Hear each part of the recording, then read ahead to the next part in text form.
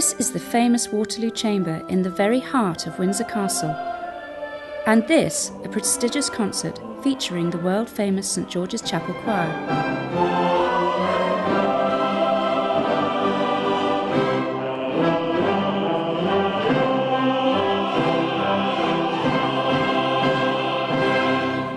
Before the performance, a final run-through to get things just right.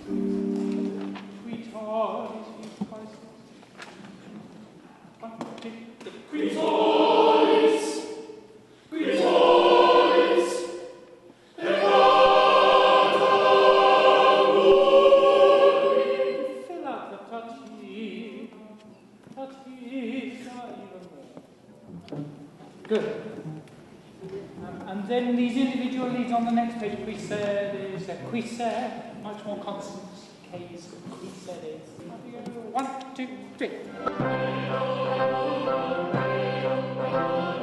When you go up there and you just sort of go up the stairs and enter the room, and you go around onto the stage and you see people you know and your family and Wessex, then you think, wow, this is a big performance.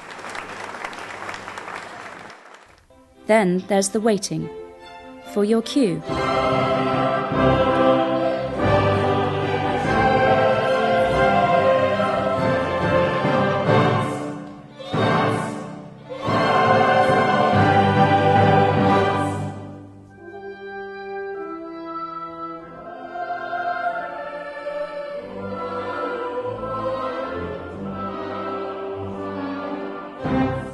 As well as the services, the choristers get opportunities to take part in broadcasts and recordings and concerts, both here in the chapel and elsewhere with orchestras. And the choristers see these as special projects, the opportunity to sing a Mozart Mass with a lineup of soloists on a special occasion. That adds an extra special lustre, I think.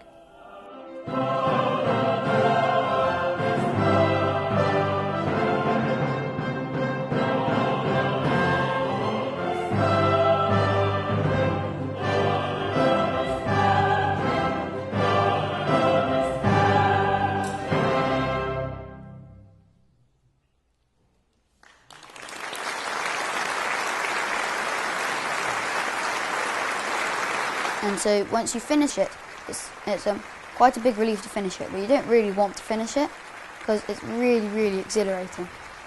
After the concert, there's some warm applause.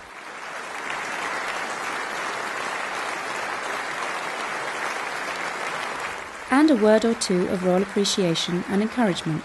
Because it was my birthday and the deputy head couldn't go, I was chosen to go and meet him.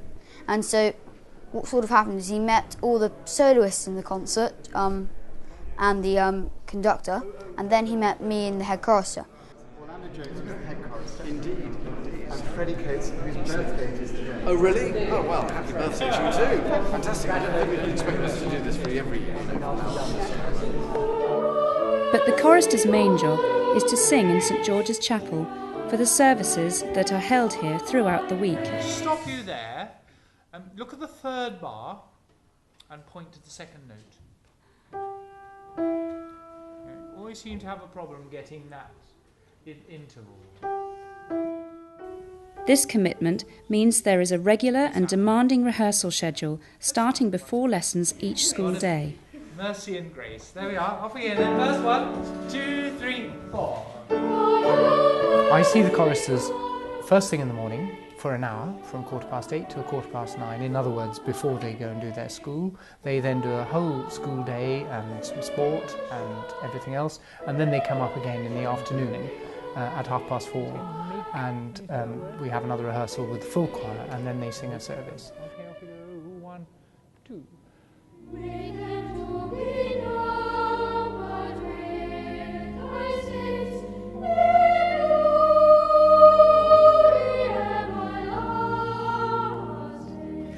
It's the most marvellous opportunity for the right sort of boy. If you're keen and enthusiastic and want to learn about music and history and tradition, this is the best opportunity that there is. We've got that choir because we want to maintain the choral tradition that has been going on in this place since the 14th century. So we deem it as one of the most important things we do. We spend a lot of money on it, almost £500,000. We consider that to be worthwhile. It's a jolly good choir, and we're very proud of them. The choristers are expected to reach professional standards quickly, as the choir is often in demand. Here, BBC engineers are preparing for another live broadcast. You are listening to Radio 3 on 90 to 93 FM, and it's time for this week's broadcast of Choral Evensong, which comes live from the Queen's Free Chapel of St George in Windsor Castle on the feast of King Edward the Confessor. The service opens now with an introit by a former chorister of St George's, Francis Greer, God who made the earth and sky and the changing sea.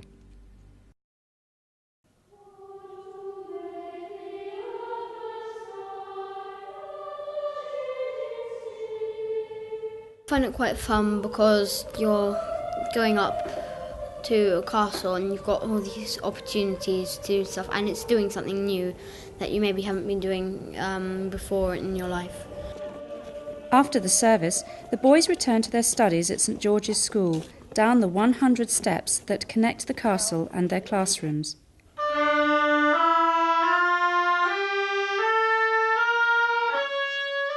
Musical talent is nurtured here. For the choristers, there is tuition and grade exams for their 2 chosen instruments.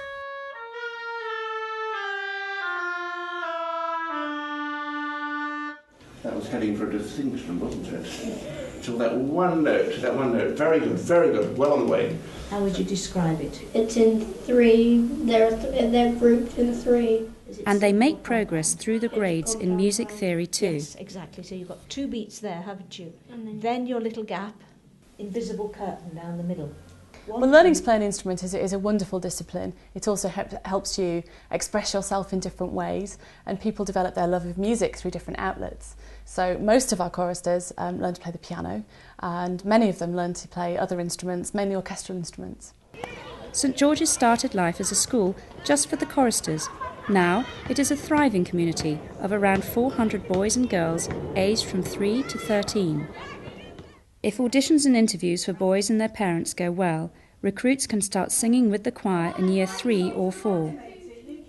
The beginners, or novices as they are called, can remain day pupils if they wish, but the senior boys live at school to provide the best possible balance between their music, their schoolwork and their playtime.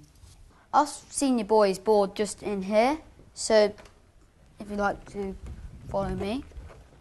And so this is Nelson 2. And, well, that's my bed, and we have our little pinboards. And we put our own pictures on, so it gives it the homely effect. And so we have cupboards and drawers to keep our clothes in, have a tuck box to lock and keep private things in. It's excellent being a chorister. We had loads of opportunities. We've met the royal family, we've seen the new married couple and the Queen and everybody. It's excellent, and the things that you do are just phenomenal. Like, you get to sing in the castle and the chapel every day, so that's amazing. We get up at around 6:30. At 7 we go and do music practice in our instruments. I do the harp and piano on alternate days. Then once we finish that, we have breakfast for half an hour. It's usually really nice at breakfast. The choristers, while special singers, are normal schoolboys too, with a full schedule of lessons and sports and play to fill their days. Like anything else that you want to do to a high standard, of course you've got to put the time in. I remember myself learning to play my flute at a very young age, not always going out and playing with my friends because I wanted to be in and get better at playing the flute. 4 crotchets in a barn. 2 minims. 2 crotchets. So it's a balance. If you were in a county swimming team, you'd get up early to do your swimming practice. You'd be swimming after school, you'd be swimming at weekends. The choristers do the same, but they're singing. It's really good because our house parents are extremely kind and they're really organised. So when we come down from chapel, when Mrs. Pepys leads us, she takes us into dinner, and it's always really nice because we have really good chefs. There are many upsides. Having been a chorister myself since the age of 7.5, very young age. But they work together, they play together, they sing together, and that builds up sort of, togetherness, as it were. They love working hard. Any boy likes working hard. They like to be busy. People see and marvel at what they can achieve. These young people that come in at the age of 8 who can sing a bit, by the age of 13 they're professional musicians who are recording artists, who are singing for royalty at state occasions. There are so many chances in the course of the year to shine that other children raise their game because of the choristers. And it doesn't turn you into some sort of Walter the Softy. You're still running around getting muddy and squashed on the rugby pitch. You're still having fun. You're a normal boy who just happens to be one of the top singers in the country. I thoroughly enjoy sport, especially my rugby season, and I love playing as I'm a prop. It gives me great pleasure to welcome you this afternoon to our special department. The performance ethos is contagious. When Her Majesty the Queen paid a neighbourly visit recently, pupils throughout the school, from the pre-prep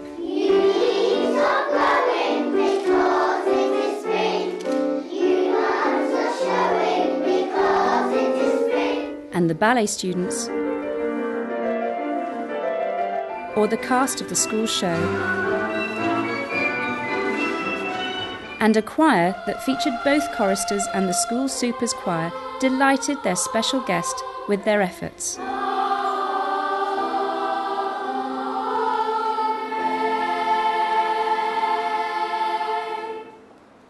Three cheers for Her Majesty the Queen. Hip hip. Hooray! Hip hip. Hooray! Hip hip. Hooray! There are solid musical foundations being laid here. Many of these boys will continue to perform and enjoy music throughout their lives. Some even come back for more. Dominic Bland first came to St George's as a chorister. Now he has returned as one of the 12 lay clerks. The discipline is something actually very special about being a chorister. You work your way up the ranks, you move forward, you just want to be the best you can be. So that was where I had oboe lessons with Mr. Carr. And we used to practice in this room. It's a fantastic 5 years which develops you in so many ways, obviously in musical aspects, but also in discipline, working out what you want in life. Christmas is always a busy time for the choir, with special concerts and extra services. Choristers have a very full timetable at Christmas time, and so from the 1st of December right up until the 25th of December, the choristers are here, so they have to be in school until Christmas afternoon. Everybody loves to hear a line of little boys singing "Once in Royal David City."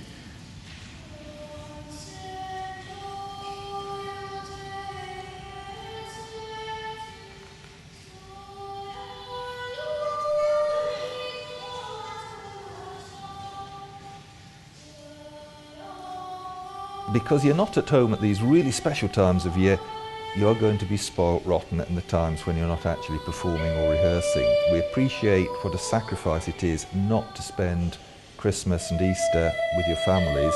You're spending them with your extended family at the chapel, so we will try and make it as really pleasant as we possibly can. So I think it's going to be really good fun. I think they have lots of fun and games. There's lots of other children there. They wake up at school on Christmas morning, which Max is actually really looking forward to. And we're going to have Christmas Day on Boxing Day, so they'll get double the Christmas. And I imagine double the presents as well. The parties are really fun because Callum White's one, he's got a good chef and he makes a lovely dinner and supper. And for pudding we get ice cream with Mars bar sauce and banana sauce, which is really tasty.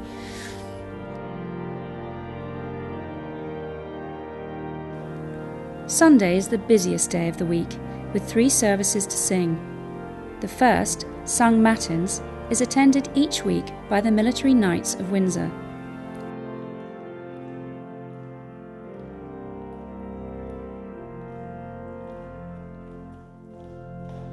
I think it's something that the boys love doing. Certainly Max really enjoys it. He decided that he wanted to do it. He said, this is something I really want to do. He took himself off to the interview. And it was quite a daunting interview, I think, a panel of the Dean, the Headmaster, and he stood up there and I'm really proud of the fact that he decided to do that on his own, and they said, yes, we'd be delighted to have him. And you don't necessarily have to be the most amazing solo singer. I think as long as your voice is trainable, this is what they're looking for, and you're part of a team. We look for a bright 7 or 8-year-old who doesn't necessarily have to have done much music before, but they need to have a voice, and if you are unsure about whether they have a voice, just listen to them in the playground, and they need to have a good aptitude and be willing to be taught. You'll very much need Mum and Dad's permission if you're going to commit yourself to 5 years as a chorister, because you're committing them to 5 years, but the advantages at the end of it are going to be so important. You'll have worked as a team, you'll have musicianship unequalled in a child of your age. I mean, you're part of history. It's a tradition that goes back 700 years, and here especially you've got that enormous privilege of singing for the royal family. I don't think you can beat that.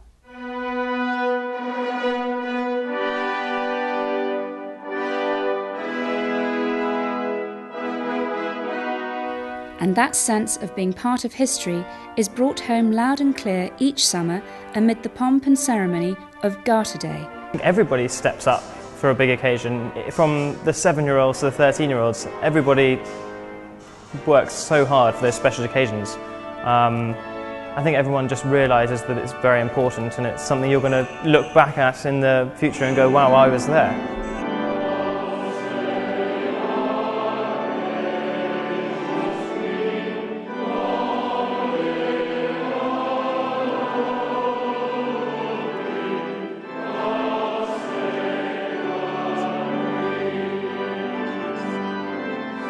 Garter Day is definitely extra special because we've got those extra people and that extra bit of work to do. The whole of the royal family attends and all the Knights of the Garter, and we are inside with the Queen, with the princes and the dukes and everyone else.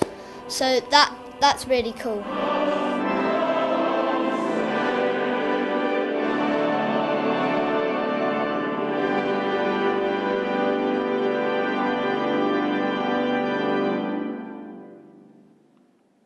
It's quite tough because they are being treated as professional musicians. I mean, they're expected to hold their part in a piece of music in the same way as the professional male singers who sing behind them are doing, and they are all fully trained and professional singers, and the boys are expected to match that standard. So particularly on the senior boys, it's quite a responsibility to keep that going and encourage the younger ones to aspire to that standard. It's a professional commitment. And I can't think of any equivalent sphere where children are expected to work in the same milieu as professional adults. But they respond very well to that, and I think they take a great pride in the professionalism that they bring to the work that they do. If you would like more information about being a chorister at St George's Chapel, come to a service to hear the choir. The chapel is open every day of the year. Check the chapel website for details of the music scheduled for each service. The annual Be a Chorister for a Day Open Day will be advertised in the local press, or you can contact the school registrar to talk to the headmaster or the directors of music.